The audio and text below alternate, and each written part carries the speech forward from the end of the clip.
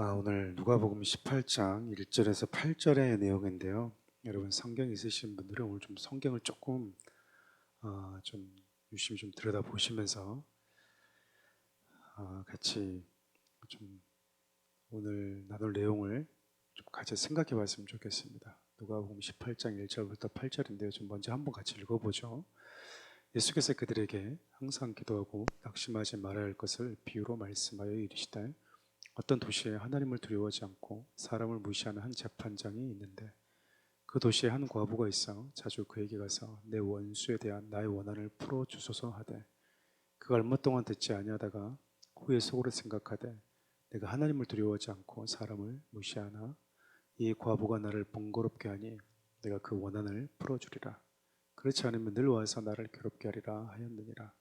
주께서 또 이르시되 불의한 재판장이 말한 것을 들으라. 하물며 하나님께서 그 밤낮 부르짖는 택하신 자들의 원한을 풀어주시 아니하시겠느냐? 그들에게 오래 참으시겠느냐?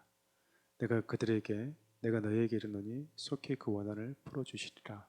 그러나 인자가 올 때에 세상에서 믿음을 보겠느냐 하시니라. 우리가 이 말씀을 좀 많이 이제 어렸을 때부터 또 뭐 듣고 또 여러분들이 해왔을 텐데요. 여러분들 일반적으로 이 본문의 그 제목이 어떻게 우리가 기억들을 하고 있냐면 불의한 재판장의 비유 이렇게 많이들 얘기합니다. 불의한 재판장의 비유. 실질적으로 오늘 본문에 등장하는 인물은 딱 두 인물밖에 없어요. 재판장과 과부.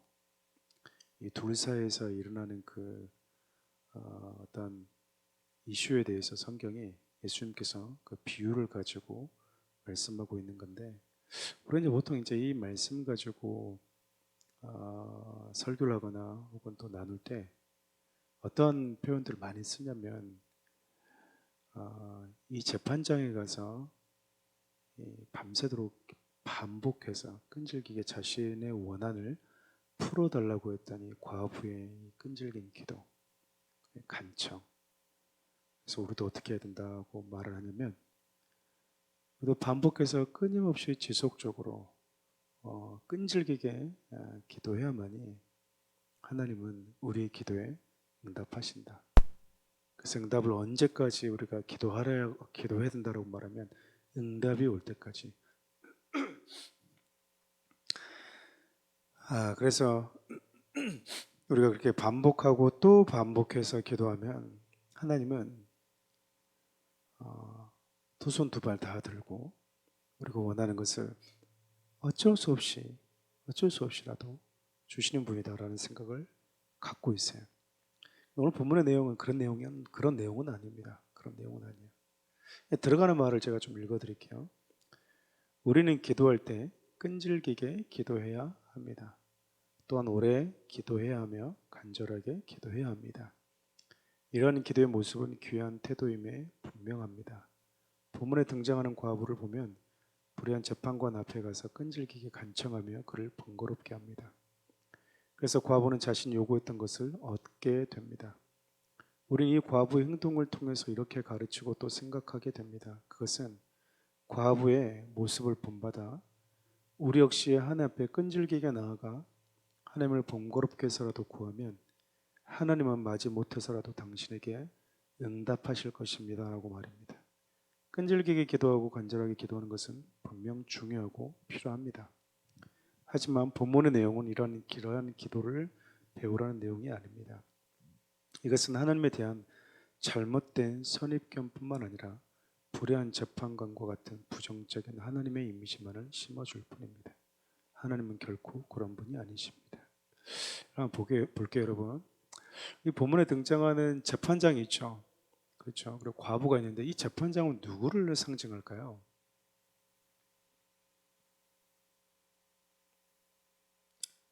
과부가 있고 재판장은 누구를 상징하죠?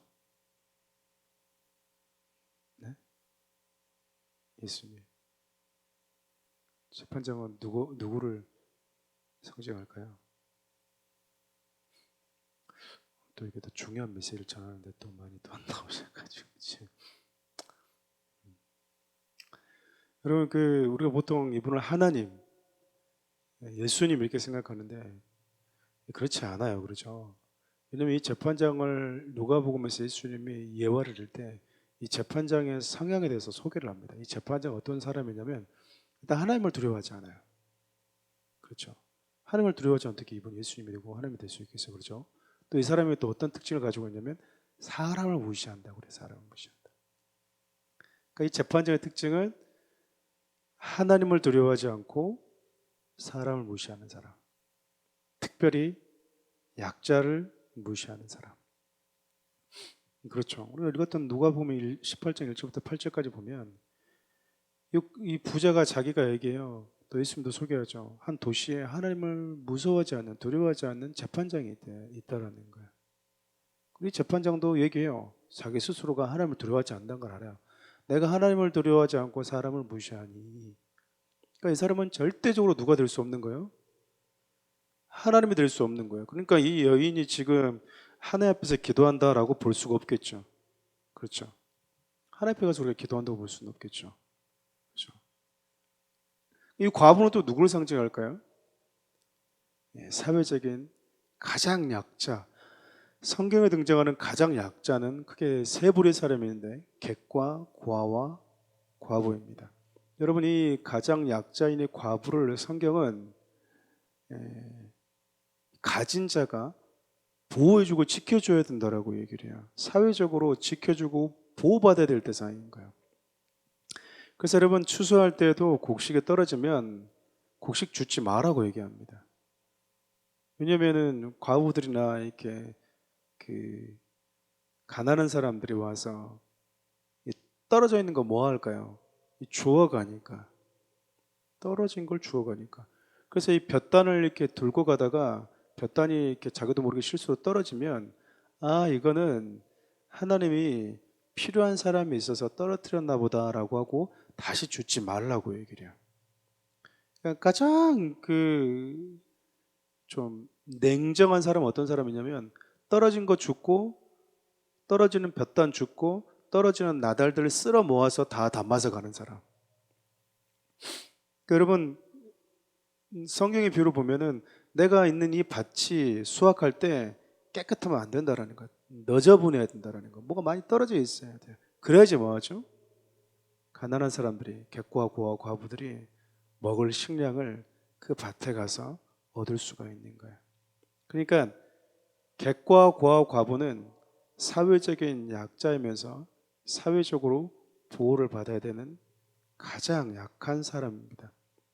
그러니까 이 과부는 사회적인 약자이겠죠. 근데 이 과부가 무슨 일이 있어요? 원한을 가지고 있어, 원한. 이게 원한이라고 하는 말이 조금 오해를 줄 수가 있어요. 헬라어로는 엑디케오라고 하는 것에서 왔는데 이게 뭐냐면 정의를 베풀다라고 하는 뜻이에요.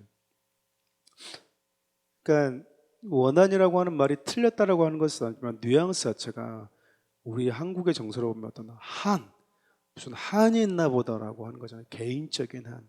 근데 여기서 말하는 건 정의예요, 정의.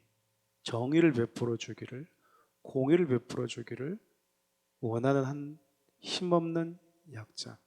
이 말이 무슨 말일까요? 그러니까 이 과부는 너무 억울해. 너무 부당한 일을 겪고 있어. 그리고 모든 사람들이 보더라도 이 여인이 이 과부가 부당한 일을 겪고 있다는 걸 알아. 근데 이 부당하고 억울하고 이 불이익을 겪고 있는데도 불구하고 이 과부는 그곳에서 자기 힘과 능력으로 그 불의를 이겨낼 수 있는 힘이 없어요. 이 과부는 자기 힘과 능력으로요, 자신에게 닥친 이 불의함과 부당함과 불이익에 맞설 수 있는 힘이 없었다고요. 그러니까 어떤 거죠? 사회적 약자다 보니까 그냥 늘 빼앗기고 착취당하고 갈취당하고 정당한 대우를 받지 못하고 있는 거야.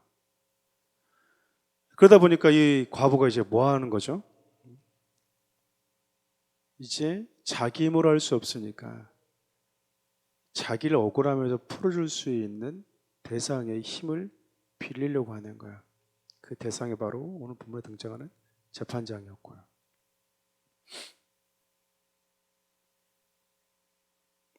근데 여러분, 이 재판장이 불의한 재판장이잖아요. 하나님을 두려워하지 않고 사람을 무시하는 재판장. 근데 이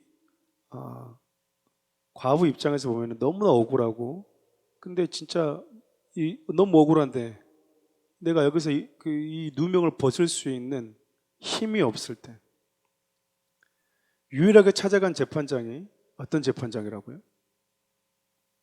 이 불의한 재판장. 공의를 생각하지 않아.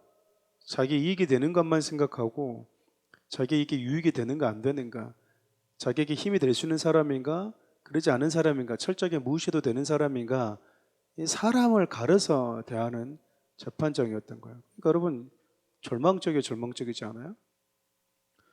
너무 절망적이잖아요.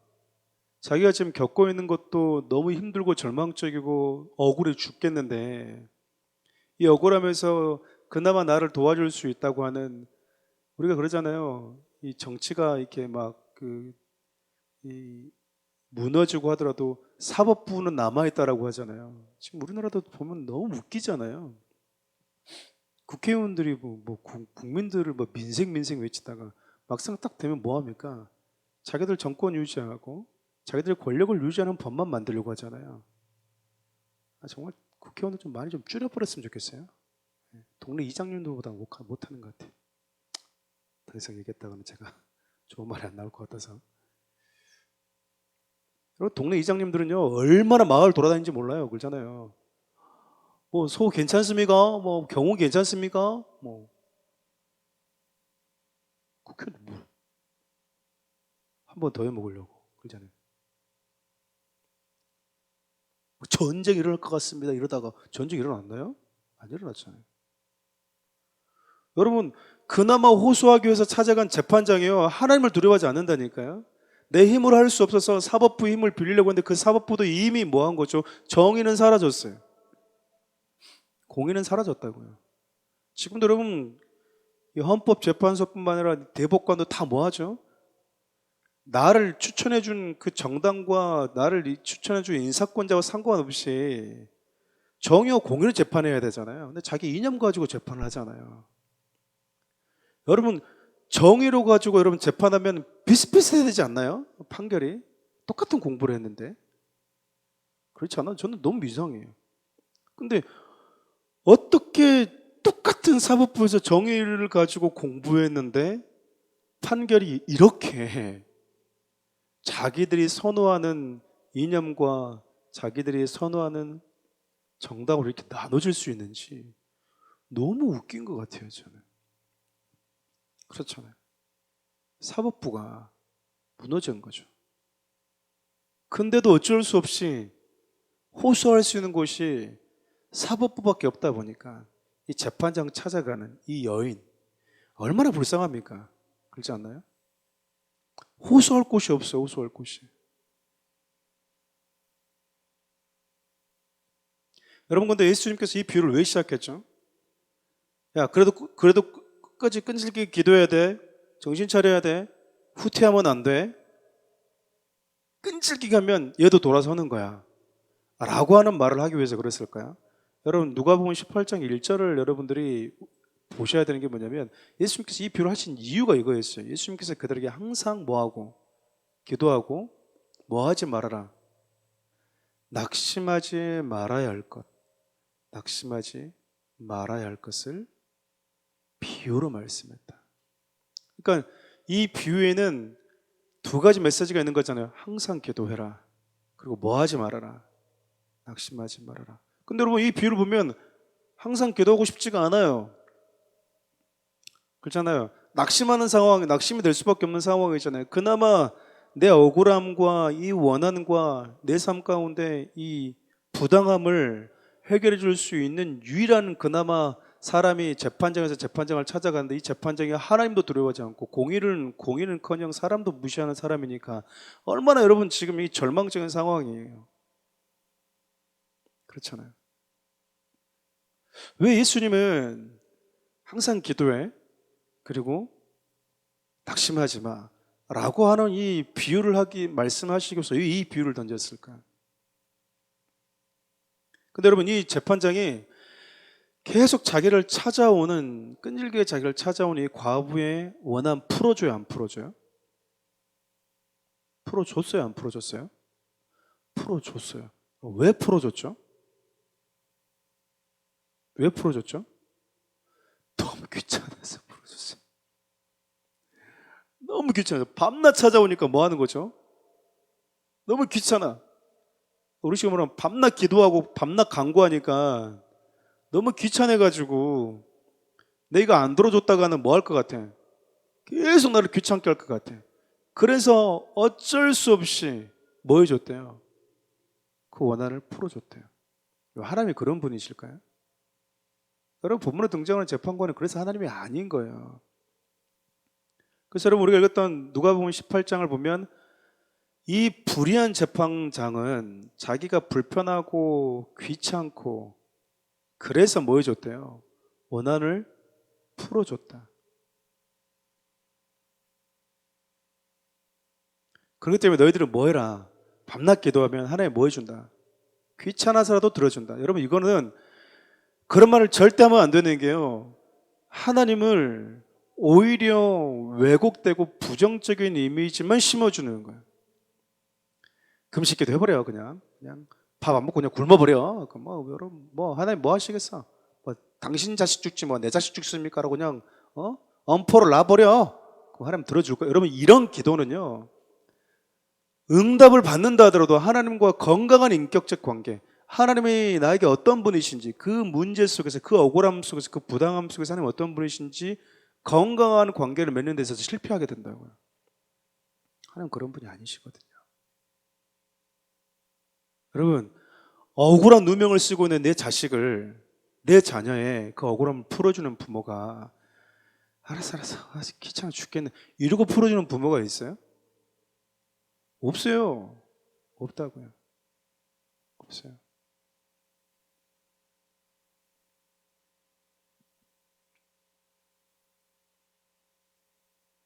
여러분, 참 재밌는 게 뭐냐면 누가복음 이 본문의 예화의 18장 8절이에요.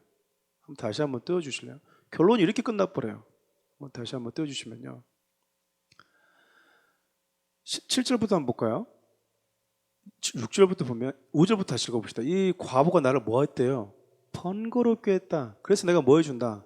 원하면 풀어준다. 그렇지 않으면 뭐 해준다? 매일 와서 나를 괴롭게 할 것이다. 그러니까 이 재판장은 억울함 속에 있는 이 과부의 마음, 원통함을 보는 눈이 없어요. 자기 이익이야. 자기 불편하니까. 그래서 예수님께서 말씀하시죠. 불의한 재판장이 말한 것을 뭐 해라? 들어봐라. 좀 들어보세요. 어때요? 저게 하나님이에요? 절대 하나님이 아닙니다. 그러면서 7절 얘기해요. 하물며 하나님께서 그 밤낮 부르짖는 택하신 자들의 원한을 뭐 하지 않겠느냐? 풀어주지 않겠느냐? 그들에게 오래 참으시기. 이게 무슨 말일까요? 하나님은 저 재판장과 같지 않다. 그래서 6, 8절의 결론이 이렇게 끝나요.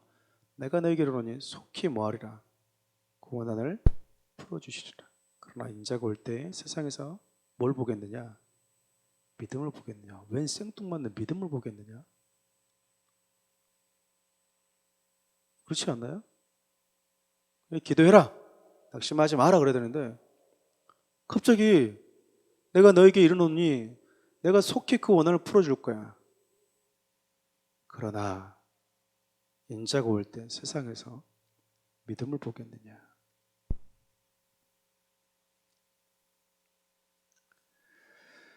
여러분, 제가 이걸 보면서 우리 주님의 참 아픈 마음이 많이 느껴지거든요. 답답한 마음. 답답한 마음. 여러분, 저와 여러분들이 살고 있는 이 세상은요, 불의가 판을 치고 하나님을 두려워하지 않는 자들이 난무하는 세상이에요.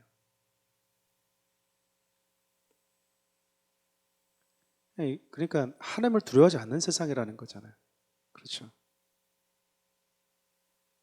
이 말씀은 하나님의 응답이 있을 때까지 하나님의 신실한 약속과 말씀을 의지하면서 믿음을 지키는 자가 과연 얼마나 될까라고 하는 예수님의 반문이시거든요. 그래서 이해되시나요? 그러니까 이 여인이 가지고 있는 원한을 풀어주소서, 내 삶 가운데 억울함, 이 하나님의 공의와 정의를 베풀어 주소서, 그렇게 지금 기도하고 있는 여인이 있잖아요. 내가 가지고 있는 억울함과 부당함과 이 불의함에 대해서 호소하고 있는 이 여인에게, 근데 여러분 그 속에서도 이 여인이 뭘 포기하지 않아요? 공의가 실현되기를, 정의가 이루어지기를 포기하지 않고 기도하고 있어요. 그런데 참 독특하게 우리는 불의한 재판장이 난무하는 곳에서도 하나님의 공의와 정의가 내 삶 가운데 실현되기 위해서 밤낮 부르짖는 이 여인과 달리 하나님은 반드시 공의와 정의를 실현하실 분이라고 하는 이 믿음을 가지고 기도하고 부르짖는 사람들이 과연 얼마나 있겠느냐라고 하는 우리 주님의 안타까운 반문이라고. 우리는 어떻게 하냐면 대부분 이렇게 얘기를 해버리잖아요. 기도해도 안 되네. 기도한다고 뭐가 되겠어. 여러분, 여러분들 사는 세상에 하나님을 두려워하지 않고 사람을 무시하는 재판장들이 정의를 세우겠다고 하는 세상이잖아요. 우리가 여러분 이러한 시대를 만나고 있고 정의가 구현되지 않는 사회에 살게 되면요, 우리 안에 낙심이 찾아와요. 나는 정말 억울한데 이 억울함을 풀어줄 수 있는 정의로움이 사회에 없다라는 것을 보면 절망이 찾아온다니까요. 우리가 살고 있는 이 세상이 마지막 남은 사법기관도 무너졌다고 할 때요, 우리 안에 이 억울함을 풀을 수 있는 곳이 어디 있냐고 그 말이에요. 그렇잖아요.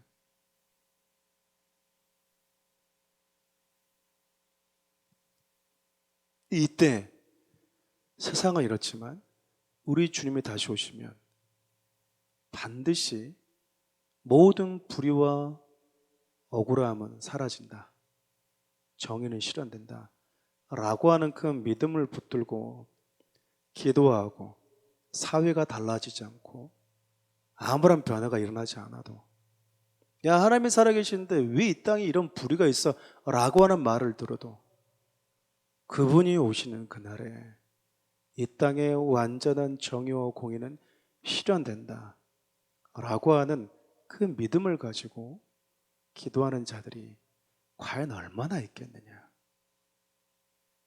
여러분, 지금 저와 여러분들이 살고 있는 세상도 이 과부가 만나는 세상과 별 다를 바가 없거든요. 여러분, 힘 있는 사람들, 여러분 가난한 사람들의, 연약한 사람들의 그 문제에 가슴 아파하는 사람들이 얼마나 되겠어요. 대부분 여러분 자기 지위 지키려고 정권과 결탁해가지고 힘 있는 사람에게 붙어서 자기의 이 자리를 조금 더 유지할 수 있는, 그만두면은 국회의원 한 자리를 줄 수 있는 그 사람들에게 빌붙어 있지. 그렇지 않나요? 누가 힘이 없는 이 약자의 마음에 참여하는 거예요. 여러분 정권의 인사들 막 그거 들어가면은 약자들은 피해를 보잖아요. 재판이 진행이 안 되는 거지. 신속한 재판이 진행이 안 되는 거지. 약자들은 그냥 포털 안에 다 세워버리는데 힘 있다고 하는 사람들은 그냥 지하로 들어가서 포털 안에 세우지 않아도 되는, 그 시대 속에서도 내 삶 가운데 정의가 실현되도록 불의한 재판장에 난무하는 그 시대 속에서도 밤낮 찾아가면서 정의가 실현되기를 위해서 기도하는 이 과부는 뭐고,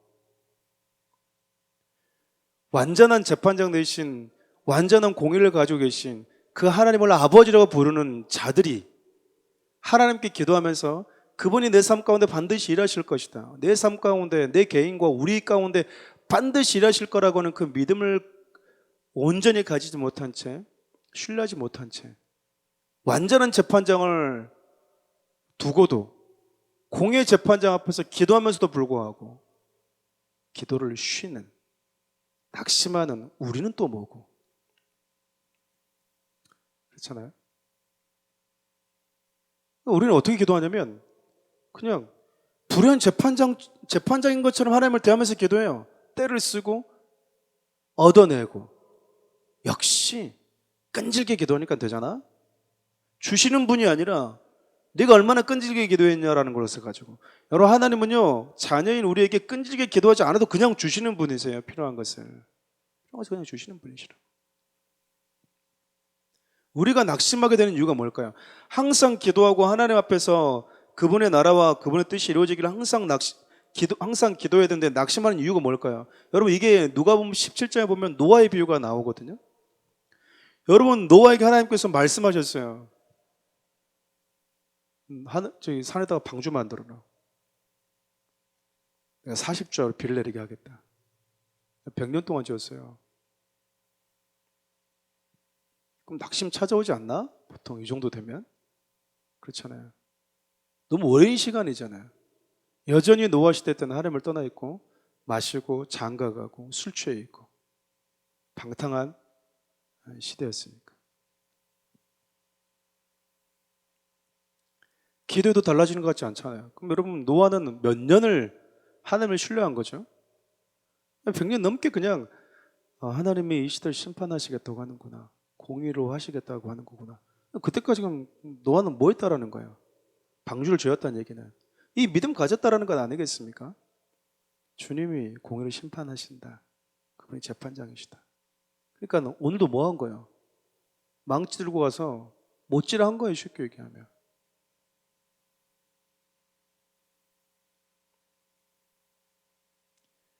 낙심은요 우리 기도를 멈추게 만든다니까요. 안 되네. 저 재판장도 안 되네. 저 재판장도 나를 도와주지 않네. 그냥 세상에 나 혼자네 라는 마음이 탁 찾아와 버리면요, 우리 기도가 멈추게 되는 거예요. 기도할 힘이, 기도할 이유가, 기도하고 싶은 열망이 생기지 않아요. 여러분, 우리가 주구장창 기도하는 이유가 뭡니까? 자리가 비어있는데도 불구하고 기도하는 이유가 뭐예요? 하나님은 당신의 몸된 교회를 세우셨다. 사랑하는 우리 교회를 세우셨다. 그분이 사랑하는 우리 교회를 통해서 일하신다 라고 하는 그 믿음이요, 우리로 하여금 오늘도 기도하게 만들어요. 여전히 비어있는 자리를 보면서도 낙심하지 않고 기도하게 만든다고요. 청년들이 거의 없었을 시기에도 청년들이 함께 모여서 기도하고 예배하는 그것을 바라보면서 기도했었을 때 하나님이 그것을 그대로 이루시고 있는 모습을 우리가 좀 보잖아요. 마태복음 7장의 내용을 좀 같이 하려고 그랬는데 시간이 좀 많이 가서 그건 다음에 하고요.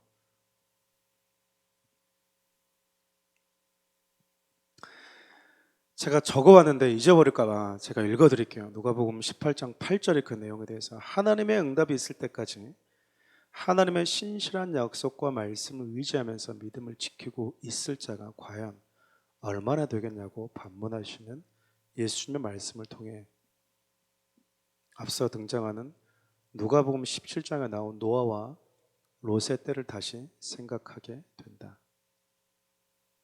참으로 택한 자들은 이러한 폐역한 세대 가운데 산다 할지라도 그들의 기도에 응답하시는 하나님의 신실하심을 굳게 신뢰하며 낙심하지 말고 항상 기도하며 인내로서의 믿음을 지켜 나갈 것이다.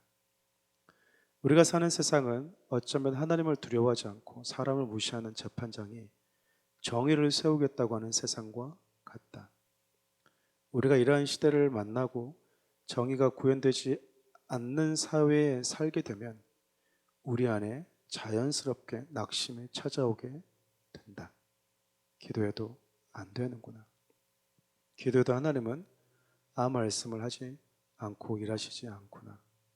결국 기도한다고 뭐가 되겠어? 라고 하는 낙심이 우리에게 찾아오게 된다.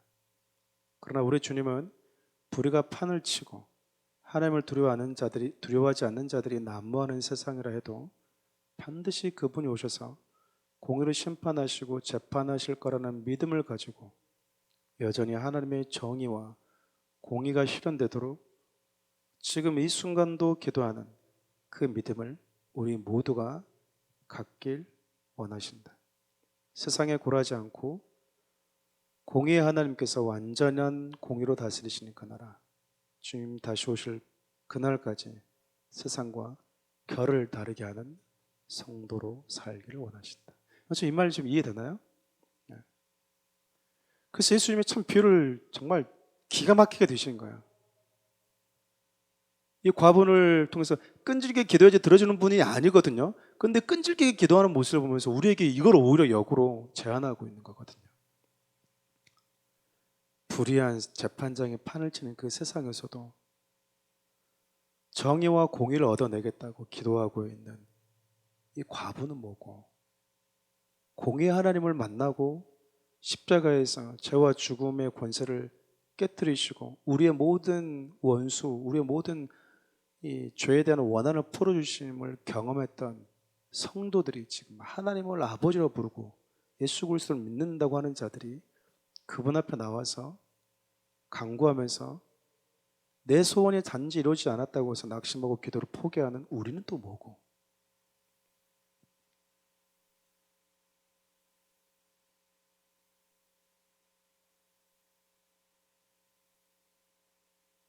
그래서 여러분,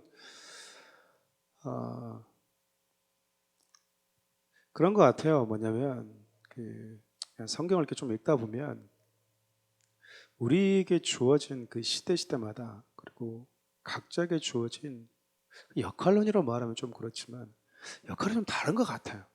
역할이. 세례요한은 여러분 외치는 자였잖아요. 세례요한은 외치는 자였습니다. 근데 여러분 세례요한 같은 사람은 진짜 오래 살아야 되거든요.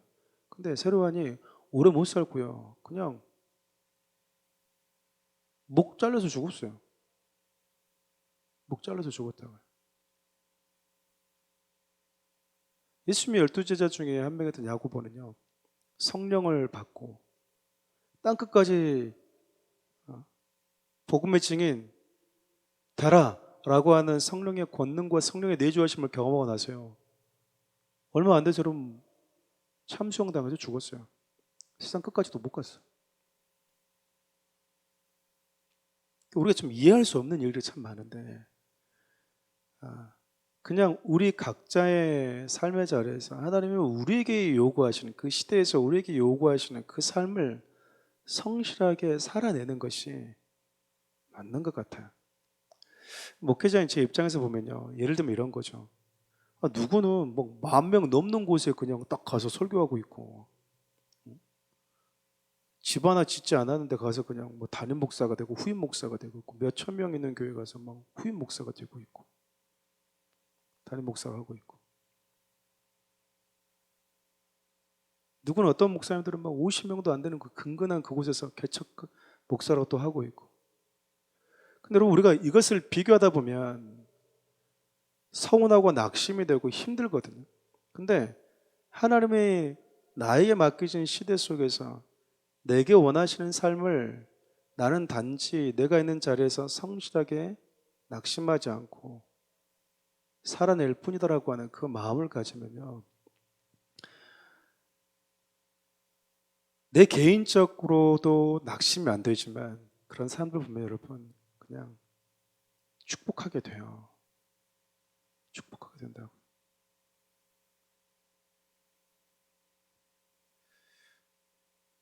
어쩌면 우리 주님이 그걸 아셨던 것 같아요. 마지막에 이 말씀을 던지고 있는 이는 인자가 올 때 내가 세상에서 이 믿음을 내가 볼 수 있겠냐? 이 믿음을 볼 수 있겠냐? 어쩌면 예수님을 믿고 따른다고 하는 우리 가운데에도 저는 사랑하는 우리 교회 성도들이 우리 주님의 이 마지막 반문을 가슴 아프게 들었으면 좋겠어요. 내가 오는 그날 여전히 세상의 불의함과 부당함과 상관없이 낙심하지 않고 깨어서 기도할 수 있는 나를 바라보고 이 불의한 재판장과는 비교할 수 없을 만큼 너무 다른 하나님이라고 하는 이 믿음을 가지고 여전히 기도하는 자 내가 만나볼 수 있겠느냐. 그때 우리가 뭐라고 얘기해야 됩니까? 하나님, 우리 여기 있습니다 라고 우리가 얘기해야 되는 거예요. 세상이 반으로 쪼개져도, 세상에 다 검은 것을 하얗다고 말하고 하얀 것을 검다고 얘기하고, 남자와 여자가 아니라 또 다른 게 있다 하더라도 마지막까지 남아서 주님의 그 일하심과 주님 행하실 그 정의를 바라보면서 그 믿음 가지고 살아가는 성도들 여기 있습니다라고 말할 줄 아는 그 성도들이 바로 저와 여러분들이 되어야 된다고 저는 믿어요. 한번 기도할까요? 여러분, 말씀 붙들고 함께 기도하면 좋겠는데요. 우리가 그냥 이 본문을 불의한 재판장은 하나님이시고 과부는 우리야 이렇게 치부하면 절대 안 돼요. 어떻게든지 간청하고 하나님 들어줘. 귀찮아서라도 들어줘. 왜 하나님을 그렇게 못된 하나님을 만들어 버리는지 모르겠어요. 본문은 아니라고 얘기하잖아요. 재판장에서 소개하면서 이 재판장 하나님을 두려워하지도 않고 사람을 무시하는 재판장이라고 얘기하고 있잖아요. 근데 어떻게 이 재판장이 하나님이 될 수 있냐 그 말이에요. 우리 지금 다릅니다.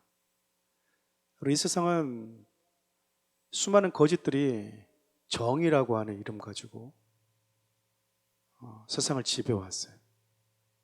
내가 옳다, 저쪽은 틀리다라고 하는 그 전제를 가지고 자신들의 권력을 유지해왔거든요.